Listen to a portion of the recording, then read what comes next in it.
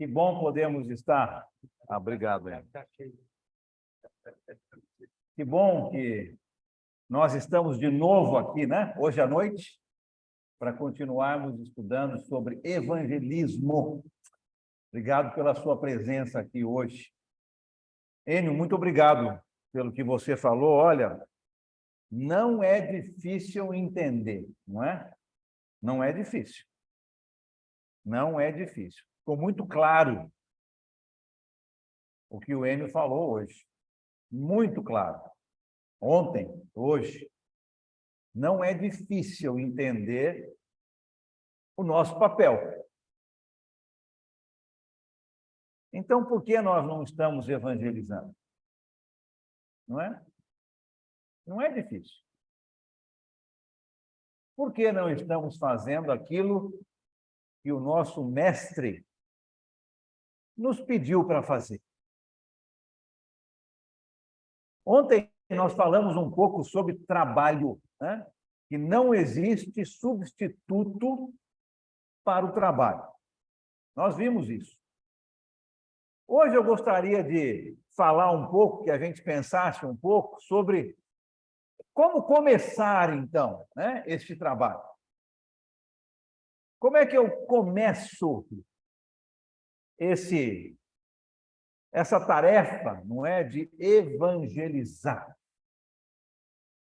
Eu quero mostrar um pouco que isso acontece dia após dia, gradualmente. Não é algo da noite para o dia, não é algo que eu olho para a cidade de Manaus, com 2 milhões de habitantes, e falo, não vou conseguir. Mas é algo gradual, é dia após dia. Você lembra a história de Jonas, né? Lá no Velho Testamento? Jonas achava que o trabalho de pregar em Nínive seria grande demais. Ele não ia perder o tempo dele com um povo que, anos depois, viria para levar os judeus para o cativeiro, né? Ele não queria fazer isso. Nínive era uma cidade grande naquela época. O povo era um povo inimigo, não adorava o Deus verdadeiro. Como levar a mensagem de Deus para pessoas rebeldes? E ele fugiu, não da presença de Deus, e ninguém foge da presença de Deus, né? Ele fugiu da sua tarefa de evangelizar. Hoje, muitos têm o mesmo tipo de pensamento, mesmo. Nós olhamos para um alvo, para um objetivo, e consideramos esse objetivo muito difícil de ser alcançado e desistimos. Não vamos à frente no nosso objetivo, no nosso alvo. Mas isso se deve, de novo, porque nós estamos olhando para esse alvo, para esse objetivo, como um todo, uma coisa muito grande, ao invés de entendermos que isso é feito de uma maneira gradual, dia após dia. Os discípulos que Jesus preparou não saíram evangelizando assim que conheceram Jesus. Foi um processo, né? Vimos hoje mais cedo, 3 anos, né? De manhã, de tarde, de noite, estudando, se preparando para algo muito grande. Mas é algo gradual, é dia após dia. E nós podemos olhar aqui para a cidade de Manaus, pensando só na cidade, sem pensar nas outras cidades em volta. Manaus é muito grande. 2 milhões, ou um pouco mais de 2 milhões de habitantes. Eu não vou conseguir. Tem muitas pessoas para ensinar. E nós desanimamos, né? Nós não vamos para frente, porque pensamos que o nosso objetivo, o nosso alvo é muito grandioso. Ao invés de lembrarmos que é um dia após um dia, é algo gradual. Se nós não dermos o primeiro passo, que pode parecer pequeno, não vai haver um segundo passo, né? E depois não vai haver um terceiro passo, e nem o último passo, que vai levar à vitória, à conquista. Vamos lembrar um pouquinho de algumas coisas que nos ajudam a entender o que eu estou querendo dizer? A música mais bonita que você possa pensar começou com uma primeira nota, não foi? A música não foi composta toda de uma só vez. Ela começou com uma pequena nota. E aí vai saindo a música bonita.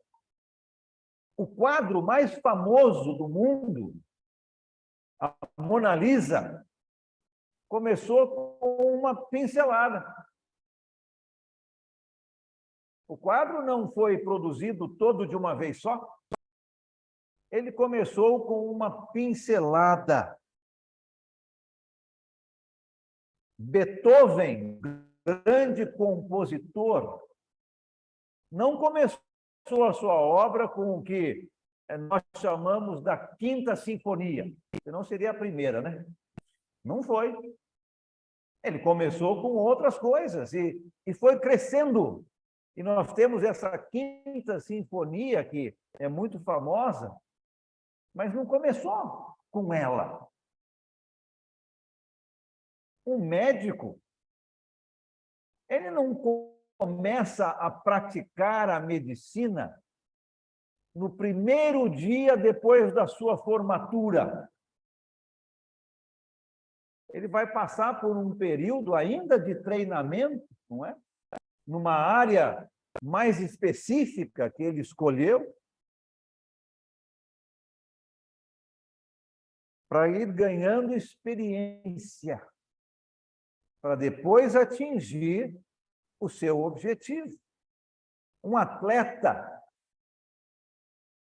no primeiro dia, ou na sua primeira tentativa, não vai bater o recorde mundial. É um processo.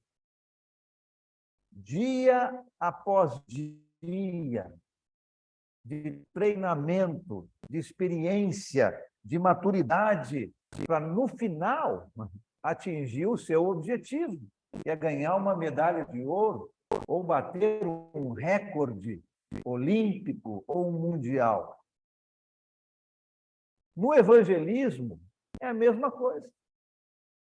É fácil a gente entender tudo isso nesses exemplos que eu dei. Mas quando chega na hora do evangelismo, muitas pessoas não entendem assim. Olham para o todo, a cidade de Manaus, e falam, não vou conseguir. É muita gente, eu não vou conseguir. E não dá nem o primeiro passo. Desiste, porque está olhando o todo sem pensar no dia após dia, gradualmente. E nós podemos pensar que é muito difícil ensinar alguém. Podemos pensar que eu ainda tenho muito para aprender e para conhecer. Mas isso não pode me desanimar, não pode desanimar você com o seu objetivo, com a tarefa que Jesus deixou para você e para mim, que é evangelizar. Eu creio que muitos discípulos de Jesus não estão fazendo a sua parte, como falamos ontem, né? Não estão trabalhando porque estão olhando o alvo inteiro, ao invés de dar o primeiro passo que vai levar a esse alvo inteiro, mas estão colocando a carroça na frente dos bois, né? Podíamos dizer isso. Pensam e olham o alvo inteiro e desanimam, porque não vão conseguir, pensam. É muito grande. Eu não tenho conhecimento, a tarefa é muito difícil. E desistem. Para ser um evangelista, para ser um professor, para ser alguém que vai ensinar a Bíblia para alguém, precisa pensar dia após dia, gradualmente. O grande problema de todos é começar. É começar. Como é que eu começo, então, esse processo de evangelizar? Acredito que muitos não evangelizam por medo. Medo. Medo de errar, medo de não saber o que falar, medo de alguém fazer uma pergunta e eu não vá saber responder. Medo. Acredito que muitos não evangelizam por falta de fé. Não acreditam realmente no que nós acabamos de ouvir, né? Que o Evangelho é o poder de Deus para a salvação de todos. Falta de fé. Muitos não evangelizam por falta de confiança em si mesmos. Eu não vou conseguir. É muita coisa. Muitos não evangelizam por falta de encorajamento dos outros. E muitas vezes nós somos culpados disso, não é? Nós não encorajamos a igreja a evangelizar. Por quê? Se alguém na igreja está evangelizando mais do que o evangelista, uma coisa não está certa, né? Então, a igreja, muitas vezes, não é encorajada a fazer o seu trabalho. E muitos não evangelizam, como eu já disse, porque olham o todo, ao invés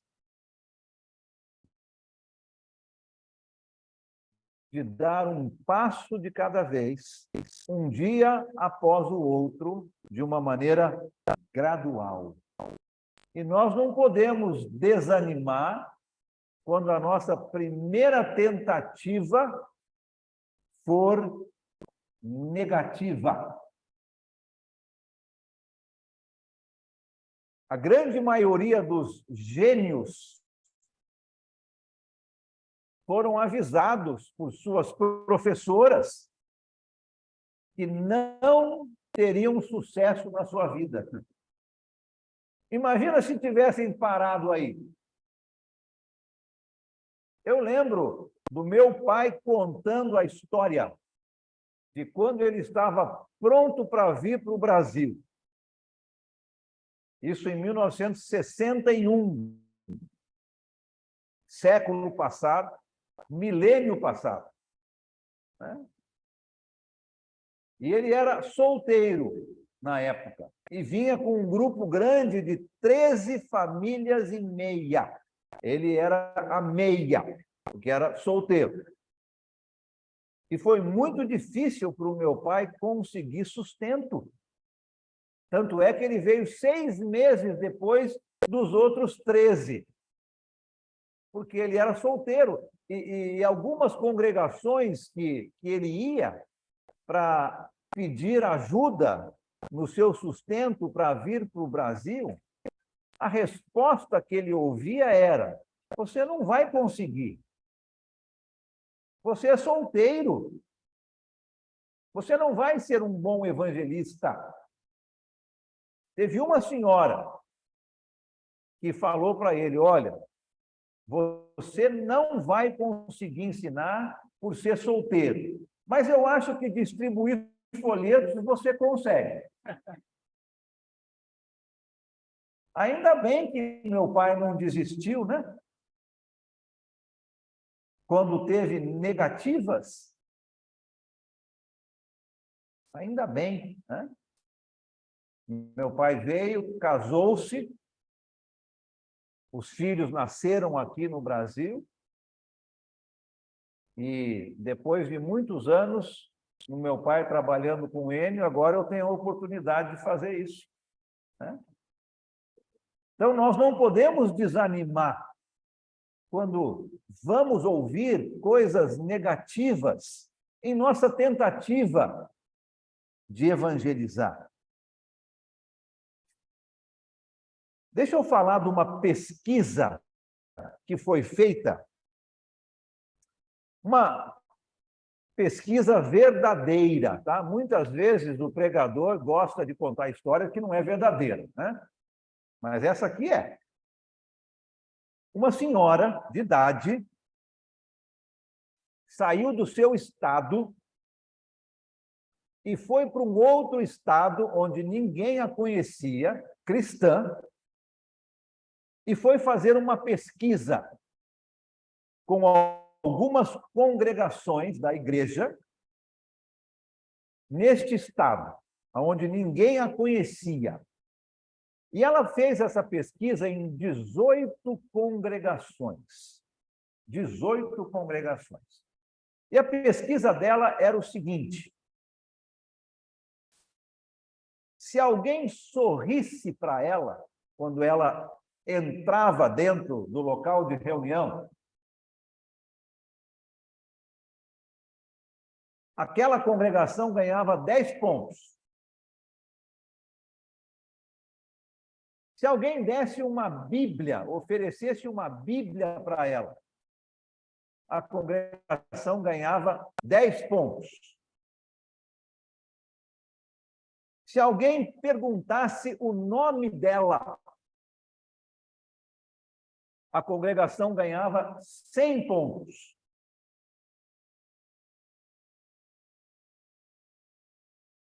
Se alguém introduzisse ela para um outro cristão ou para uma outra cristã, aquela congregação ganharia 100 pontos.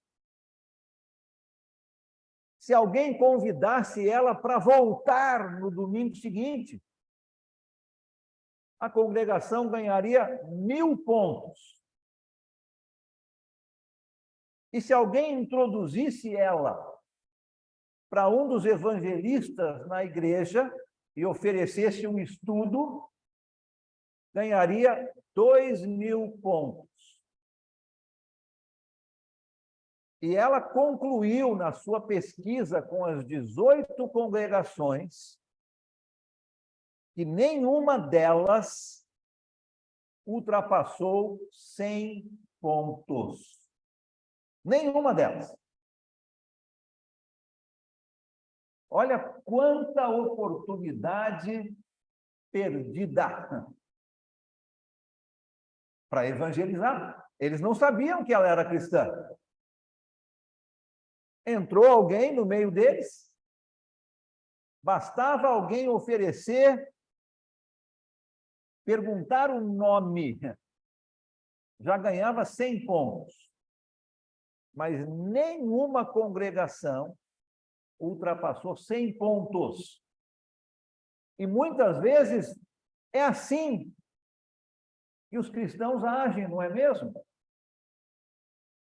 Entra alguém no nosso meio, nós não perguntamos o nome, nós não oferecemos uma Bíblia, generalizando. Nós não convidamos para estar aqui no domingo seguinte. Nós não damos um sorriso, convidamos para sentar do nosso lado, oferecemos uma Bíblia. Olha quanta oportunidade perdida para evangelizar. E eu quero dar algumas ideias. Eu espero que você tenha uma caneta e um papel para você escrever isso, porque tantas pessoas, e talvez você, já se perguntou, eu não sei onde achar um contato para começar a evangelizar. Eu quero, mas eu não sei onde achar alguém. Eu vou dar uma lista aqui de contatos para você. Nós estamos falando em como começar um trabalho, né, de evangelismo, dia após dia, gradualmente. Como que eu acho um contato para estudar a Bíblia? Ou talvez para levar alguém junto comigo para estudar a Bíblia. Mas eu não sei, eu não tenho contatos. Eu não sei aonde procurar. Sabe sim. Se você tem um carro ou uma moto, normalmente você vai colocar a gasolina ou álcool, o que quer que seja, no mesmo posto de gasolina. E você confia na gasolina, não é? Você conhece talvez um lugar mais perto do seu trabalho, mais perto da sua casa. Olha que bom contato ali, né? A pessoa que vai colocar gasolina no seu carro, na sua moto. Você vê praticamente toda semana. E muitas vezes nós não perguntamos nem o nome, nunca falamos quem nós somos, né? Nunca convidamos para estudar a Bíblia, para participar de um estudo como esse que estamos fazendo, para conhecer a igreja. E nós vamos toda semana, e normalmente é a mesma pessoa que nos atende. Não tem desculpa para achar um contato. Mas muitas pessoas estão dizendo, eu não sei aonde achar um contato. E na padaria? Muitas pessoas vão na mesma padaria todos os dias. Todos os dias. E é a mesma pessoa que nos atende atrás do balcão. Olha outro contato aí. Às vezes a gente entra e sai, compra o pão e fala, eu quero 5, eu quero 4. Obrigado, e vai embora. Não sabemos nem o nome da pessoa, nunca nos apresentamos e vamos todo dia lá. Olha outro contato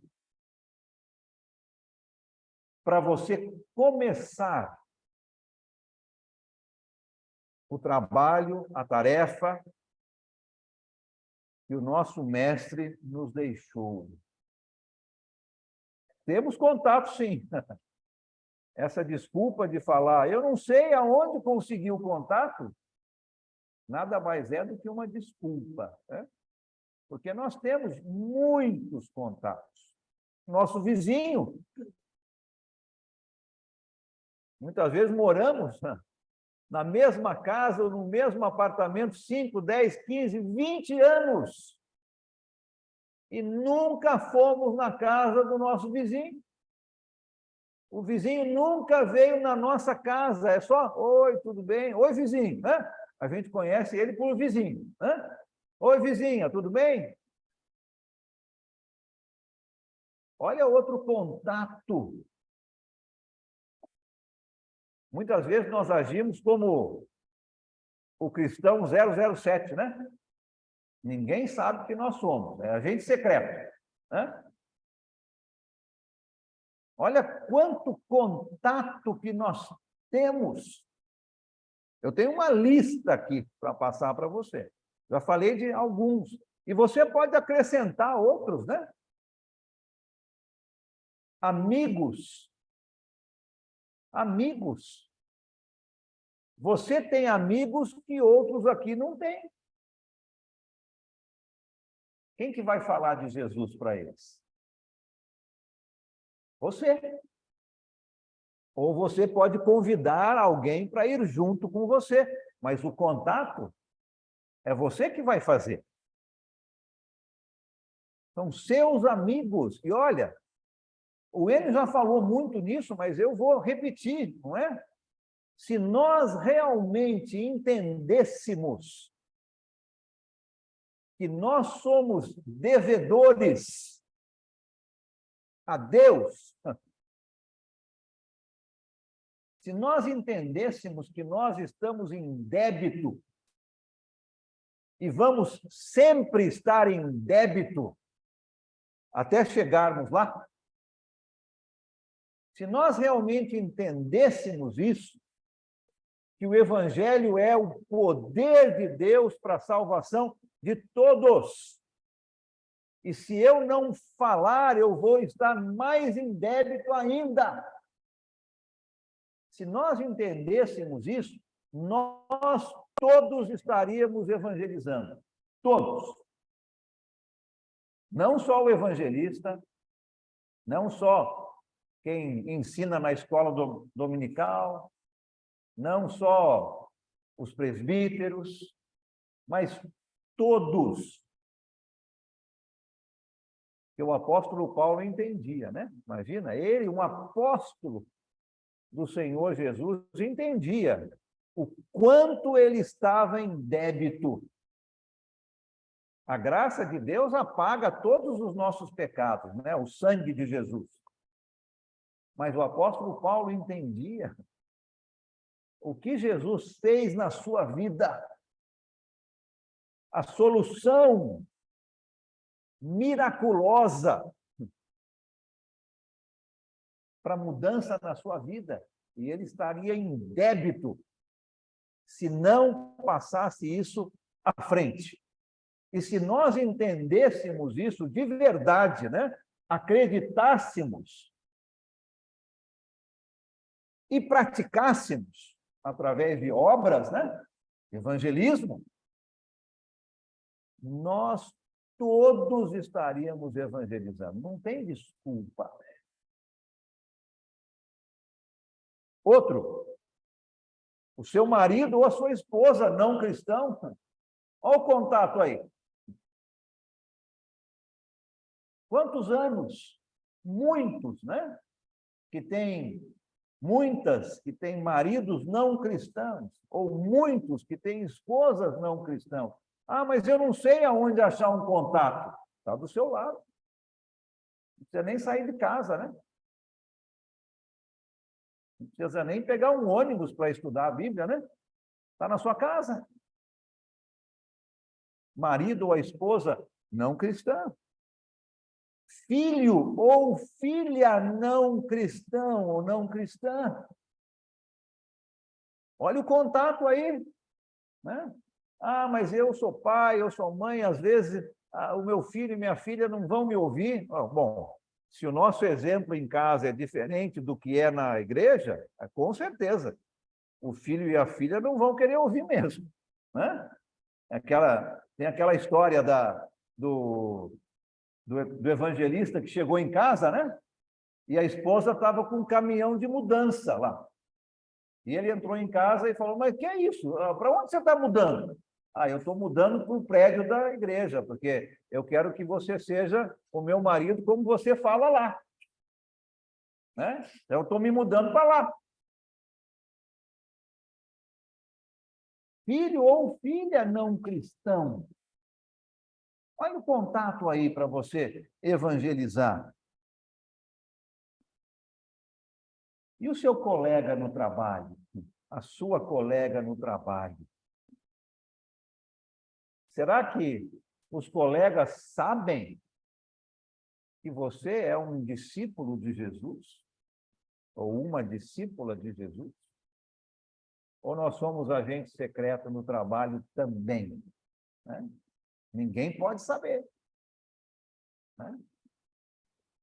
Um colega de trabalho é um outro contato para você começar dia após dia, gradualmente.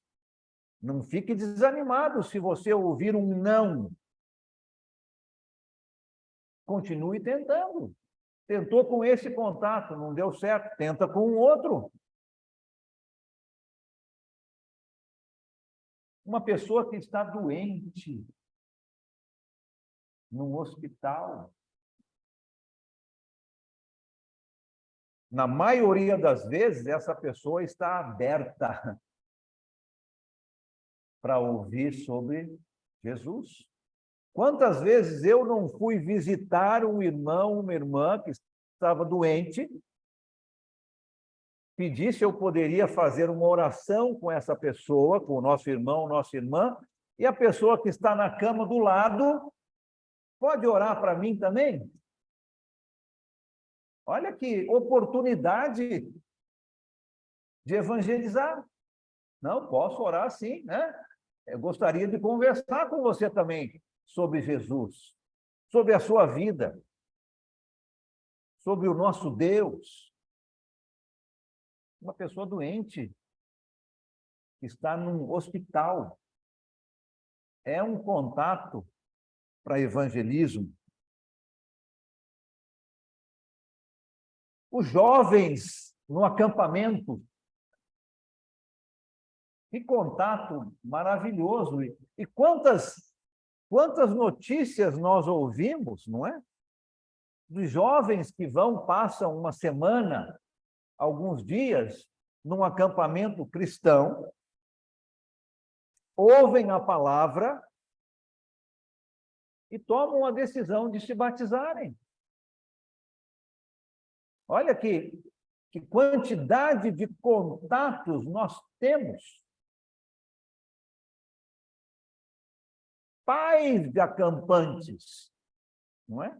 Muitas vezes você tem um filho ou uma filha, e esse filho ou filha tem um coleguinha na escola ou na rua e convida esse filho para passar uma semana num acampamento cristão. Quando o filho volta, você tem uma oportunidade de conversar com os pais daquele filho ou daquela filha. Mais uma oportunidade, mais uma maneira, um local de você encontrar contatos. Alunos por correspondência, né? Eu não sei se muitos aqui fazem estudos por correspondência com outras pessoas. Mas é uma outra maneira de você achar contatos sem precisar sair da sua casa, né? Hoje a gente tem todas essas facilidades de internet, né? Você faz o contato, manda a lição, corrige a lição, tudo pela internet. Não tem desculpa para não ter contato. Um colega na escola, na faculdade. Não tem desculpa para não encontrar um contato para começar, né, dia após dia, não tudo de uma vez, evangelizar. E você pode preencher aí essa linha em branco, né? Preencha uma outra maneira, um outro local para você encontrar um contato. Tem muitos, muitos. Eu dei uma lista pequena. Muitos. Jesus escolheu, no início, 12 homens, né, para ajudá-lo com essa tarefa de evangelizar. E como nós falamos, Jesus não colocou essas pessoas no campo imediatamente.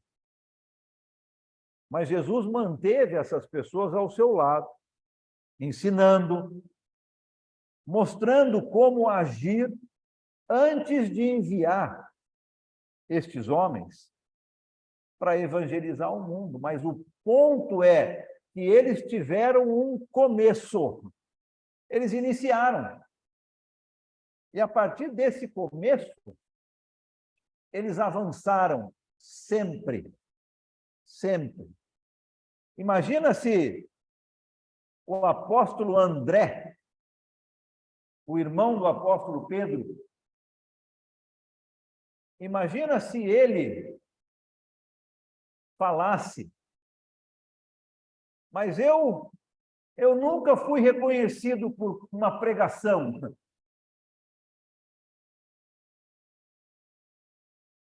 Eu não quero mais evangelizar.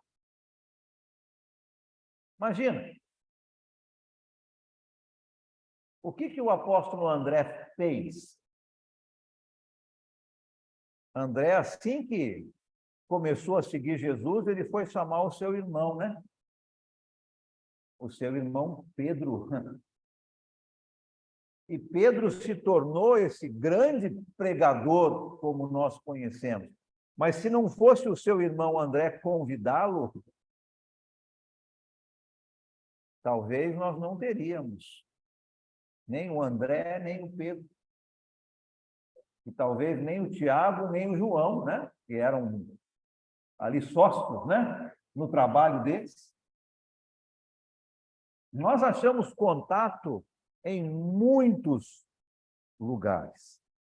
Eu quero mostrar agora, nesse final, como é que Jesus fazia isso, né? O nosso exemplo maior.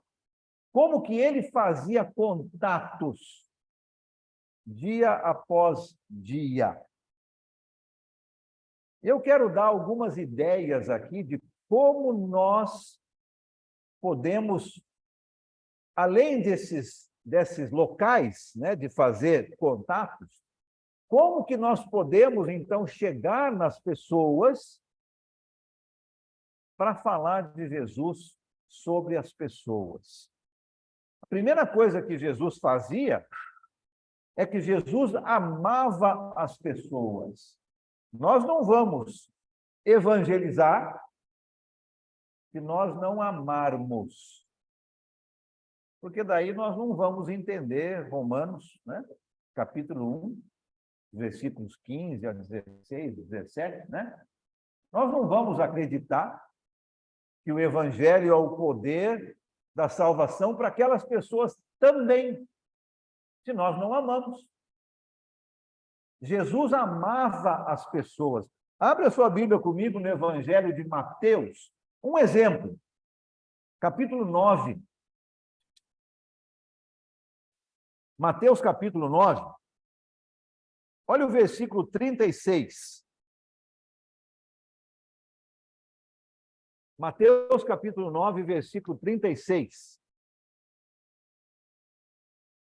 Diz o seguinte: ao ver as multidões, Jesus teve compaixão delas, porque estavam aflitas e desamparadas, como ovelhas sem pastor.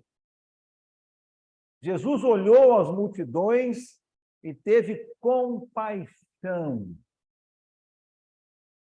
Jesus amava as pessoas. E você? Quando você olha para as pessoas aqui em Manaus, o que é que você enxerga?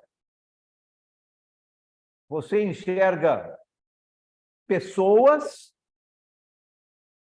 ou você enxerga pessoas perdidas? O que você está enxergando? Quando você está numa fila de ônibus e aquela fila está comprida, Você olha e vê pessoas e reclama: quanto tempo que eu vou ficar nessa fila? Ou você olha pessoas perdidas e fala: graças a Deus que eu tenho um tempo aqui para conversar com essa pessoa que está na minha frente. Sobre Jesus, eu vou ficar aqui uma meia hora parado, ela também vai. Ela não vai sair daqui, porque senão vai perder o lugar dela na fila, né? Eu vou falar. Quando você está numa fila no banco, agora muita gente nem vai muito no banco mais, né? Faz tudo em casa, né? Numa lotérica, vai que você tem uma conta de água ou luz para pagar, né? Tem que enfrentar uma fila. Você olha para aquela fila e você vê pessoas, ou você vê pessoas perdidas? Você reclama porque tem que ficar na fila, ou você está dando graças a Deus pela oportunidade que você está tendo de falar de Jesus para alguém que está na mesma fila que você? Lógico, com bom senso, não é? Tem que ter a maneira correta, senão você fecha a porta e todo mundo vai achar que você é louco ou louca, né? Mas Jesus amava as pessoas. Jesus olhava para as pessoas e sentia compaixão, porque elas estavam perdidas, como uma ovelha que não tem um pastor, ela está perdida. Jesus fazia contato com as crianças, lembra, né? As pessoas gostavam de estar com Jesus, e muitas vezes os discípulos: não deixa as crianças aqui porque estão atrapalhando o mestre. E Jesus falava: deixa as crianças irem. Muitas vezes é através das crianças que os pais vão ser atingidos, não é? Positivamente, né? Jesus fazia contato com as crianças, Jesus fazia contato com pecadores. É onde as pessoas precisam de Jesus, né? Nós não vamos ensinar a Bíblia para alguém que não tem pecado. O ponto é que você vai ensinar a Bíblia para todos, porque todos têm pecado. E Jesus fazia contato com pecadores porque ele amava as pessoas. Existe uma história sobre o Francisco de Assis, né? São Francisco de Assis, mais conhecido como São Chiquinho. Uma história verdadeira, né? Ele estava no mosteiro onde ele morava e tinha vários seguidores dele.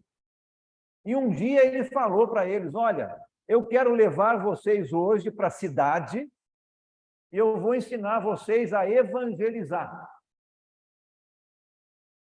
E muitos ficaram contentes, né? Poxa, vou aprender com o nosso mestre aqui. E eles foram em direção à cidade e o Francisco viu alguns meninos jogando bola. E ele parou alguns minutos para jogar bola com aqueles meninos, para prestar atenção nos meninos, e os alunos dele querendo logo ir para a cidade, porque tinham que evangelizar. Andando um pouco mais, ele viu uma senhora carregando dois sacos de compra, e ele parou para conversar com a senhora e pegou um dos sacos de compra e acompanhou a senhora até a casa dela. E os alunos, querendo chegar na cidade para aprender a evangelizar, e quando estavam para entrar dentro da cidade, ele viu uma família na frente da sua casa, e ele foi até aquela casa e conversou com a família convidou ele para entrar, ele tomou um café com aquela família, passou um tempo conversando com os filhos, conversando com os avós, passando um tempo com aquela família. E os alunos querendo entrar dentro da cidade para evangelizar. E depois disso, o Francisco falou, olha, já está na hora da gente voltar para casa. E os alunos olharam para ele e perguntaram, mas Francisco, né? Nós não vínhamos aqui para evangelizar? E ele falou, sim, exatamente, foi isso que nós fizemos o dia todo. Foi isso que nós fizemos o dia todo. Quando eu prestei atenção naquelas crianças, eu estava evangelizando. Quando eu ajudei aquela senhora a levar as suas compras para a casa dela, eu estava evangelizando. Quando eu parei para conversar com aquela família e tomei um café na casa deles, eu estava evangelizando. Nós temos muitas maneiras de conseguir contatos. Jesus amava as pessoas. E se eu e você imitarmos o nosso mestre e amarmos as pessoas, nós vamos conseguir contatos. A segunda coisa que Jesus fazia, Jesus entendia as necessidades das pessoas. Jesus muitas vezes cuidava do corpo, né? Da necessidade física, e depois cuidava da alma, da necessidade espiritual. Você pode lembrar de vários exemplos, né? É difícil você ensinar uma pessoa que está com fome física. Você vai dar alguma coisa para ela comer primeiro, e aí você vai ensiná-la, você vai evangelizá-la. Meu pai começou várias coleções porque ele queria evangelizar. Mas ele queria achar alguma coisa em comum com o casal, com a pessoa que ele queria evangelizar. Uma das pessoas era um geólogo, gostava muito de nada de pedras, mas ele começou a se interessar por pedras para poder ter um ponto de partida com aquela pessoa que ele queria evangelizar. O pai tinha uma coleção de pedras muito grandes em casa, por causa disso. Meu pai tinha uma coleção de bonés, né? Chegou a ter mais de 500 bonés. Começou essa coleção porque uma pessoa que ele queria evangelizar gostava de usar bonés. E ele queria ter algo em comum, né? A mesma necessidade que aquela pessoa tinha. Uma vez meu pai viu o vizinho dele trabalhando no telhado. E meu pai não entendia nada de construção, né? De telhado. Mas ele foi numa loja de ferramentas, ele comprou um martelo, comprou um serrote, comprou pregos, foi ajudar. Porque ele queria achar alguma coisa em comum para evangelizar. Jesus entendia as necessidades das pessoas. E se nós prestarmos atenção nas necessidades dos outros, nós vamos ter mais sucesso em conseguir contatos para evangelizar. E a terceira e última coisa que eu quero mencionar, Jesus ensinava as pessoas de uma maneira muito prática. Muito prática. Você vai ver Jesus contando histórias, né? Era algo fácil das pessoas entenderem. O Enio mencionou a parábola aí do semeador. É fácil. Provavelmente, aonde Jesus está contando aquela história, tem uma pessoa do lado ali jogando semente. Eram coisas práticas. O povo ouvia Jesus com prazer, porque ele falava coisas que as pessoas entendiam. era muito prático, prendia a atenção das pessoas, né? Quando você conta uma história, você prende a atenção da pessoa. Ela quer ouvir o final daquela história. É uma maneira prática de prender a atenção das pessoas. Jesus amava as pessoas, ele entendia as necessidades das pessoas e ele ensinava de uma maneira muito prática. Quer achar contatos para começar a evangelizar? Você tem muitas maneiras. Muitas maneiras. Eu dei uma lista para você hoje aqui, você com certeza pode completar com outros contatos. Mas não desanime. Se a primeira pessoa que você convidar falar não. Não desanime. Outras pessoas vão falar sim. Dia após dia, gradualmente. Não olhe o quadro inteiro, porque senão você vai pensar, é muita coisa. Eu não consigo evangelizar 2 milhões de pessoas aqui em Manaus, mas eu consigo evangelizar o meu vizinho. Eu não consigo evangelizar 2 milhões de habitantes, mas eu consigo evangelizar o meu colega no trabalho. A esposa, ou o marido, ou o filho que não é cristão. Dia após dia, gradualmente. Preste atenção nos contatos que você tem. Faça uma lista, né? Faça uma lista, você já tem aí, escreve o nome, né? Aquele homem que coloca gasolina no meu carro, é o João. Opa! A moça que me atende lá na padaria, é a Silvana. O meu colega no trabalho, o Ricardo, quero concentrar nele. Ah, mas eu tenho 30 colegas. Não, eu vou concentrar no Ricardo. A minha vizinha, né? A dona Maria, vou concentrar nela. Comece dia após dia, gradualmente. Mas se você não falar, aquela pessoa não vai ouvir o evangelho. Vou terminar com uma outra história, e aí nós vamos fazer o nosso término, porque tem um lanche agora, né? Na Olimpíada da França, em Paris, agora nós vamos ter, ano que vem, né? A Olimpíada em Paris de novo, mas essa foi há muitos anos atrás.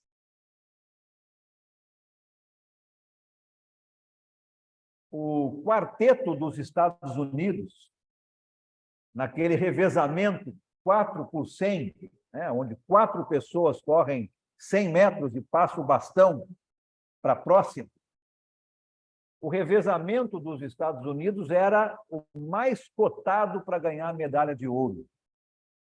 E a corrida começou.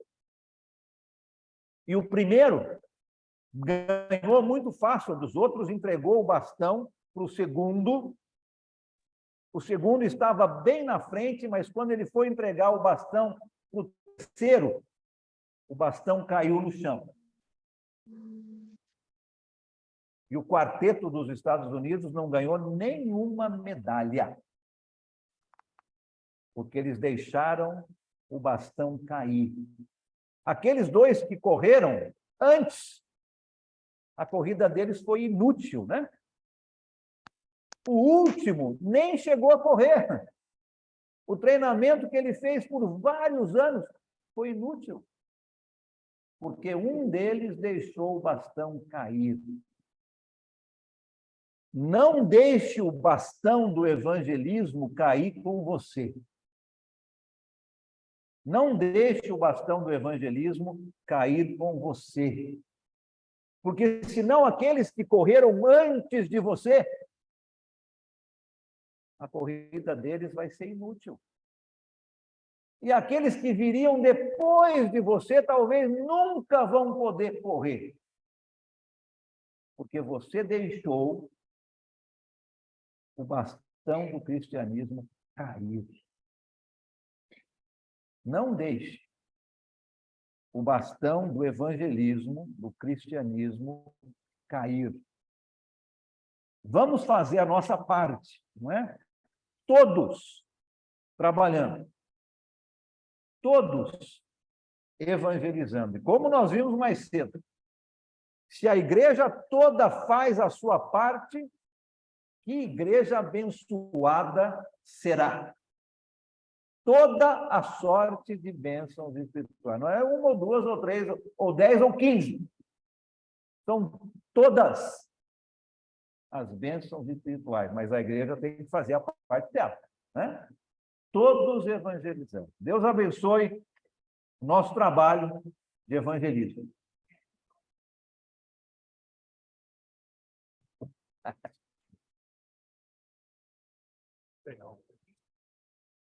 Quero pegar um gancho aqui na lição do Alan, apoiando a lição dele, dizendo também que se você tiver uma igreja abençoada, com toda a sorte de bênção espiritual nas regiões celestiais em Cristo, você vai atrair muitos contatos.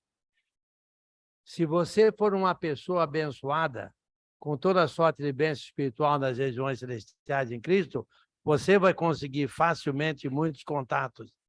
Se você for uma família abençoada, com toda a sorte de bênção espiritual nas regiões celestiais em Cristo, você vai conseguir muitos contatos. E se você for um soldado vitorioso, ou seja, um soldado abençoado, com toda a sorte de bênção espiritual nas regiões celestiais em Cristo, você vai conseguir muitos contatos. Só para a gente concluir, agradecer a presença de todos os irmãos. Só para os irmãos terem uma ideia, ontem, aqui no auditório, tivemos cerca de 99 pessoas. Pegamos as gravações, colocamos no YouTube, acompanhando os irmãos que estavam conosco. Até o momento, mais ou menos uns 10 minutinhos atrás, nós tivemos cerca de 319 irmãos participando, visualizando junto conosco desse trabalho que nós temos feito nesses 2 dias. Para a honra de quem? Para a honra do Senhor. Porque temos o privilégio de estarmos fisicamente, mas fazendo uso da tecnologia para que a igreja do Senhor ela seja edificada. Só para os irmãos terem uma ideia, nesse momento online, nós temos cerca de 19 cidades, 18 no Brasil, uma nos Estados Unidos. Hortolândia, Porto Alegre, Imbé, Campinas, Salvador, Garopaba, Bauru, Londrina, Juiz de Fora, Santa Maria, Caraú, Ceará, Curitiba, Garanhuns, Itarema, Betim, Uberlândia, Itu e Araçatuba. Deus está sendo louvado. A igreja do Senhor está vivenciando a unidade. Alguém pensa, unidade é porque nós estamos presencialmente. Unidade é quando eu e você praticamos a palavra por meio do mesmo Espírito, para que possamos ser abençoados com toda a sorte de bênçãos espirituais nas regiões celestes em quem? Em Cristo. Louvado seja o nome do Senhor. Obrigado pelo ânimo, pela motivação. Realmente, palavras abençoadas. Vamos orar. Santo Deus e Pai, muito obrigado, Senhor, por esse momento. Deus soberano, Deus Pai, obrigado por trazer esses 2 servos aqui até Manaus para nos instruir na Tua palavra. Agradecemos, Pai, pela oportunidade de o Senhor trazer em segurança todos os irmãos aqui, mais de 100 irmãos presentes aqui hoje para ouvir. E como o irmão Alessandro falou, Pai, mais de 300 pessoas são abençoadas com a Tua palavra. Que momentos como esses, Pai, sejam para Te louvar, Te engrandecer, e que tenham muito mais, Pai, porque sabemos que o Senhor é merecedor de toda a honra e toda a glória. Nesse momento, Pai, agradecemos também pelo alimento que temos, foi preparado para alimentar também a parte física. E por fim, Senhor, que o Senhor nos acompanhe, nos guarde, cuide de nós, que nós possamos retornar amanhã para continuar sendo abençoados, edificados com a Tua palavra. Em nome de Jesus. Amém.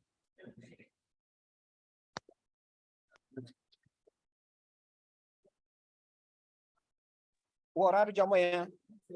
Só para lembrar, irmãos, amanhã iniciamos às 15 horas. 15 horas, ok? 16 horas, horário de Brasília. Só para constar, irmãos.